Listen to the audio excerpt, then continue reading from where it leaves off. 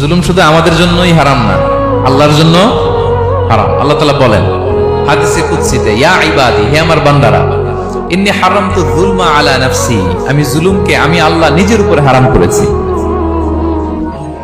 ওয়া জাআলতুহু বাইনাকুম মুহাররামা, এবং এই জুলুমকে তোমাদের উপর হারাম করেছি। ফালা তাযালামু, তোমরা একে অপরের উপর জুলুম করো না। জুলুম শুধু আমাদের উপরই হারাম না, আল্লাহ নিজের উপরও হারাম করেছেন। তাহলে জুলুমের সাথে কি মুমিনের কোনো সম্পর্ক থাকতে পারে?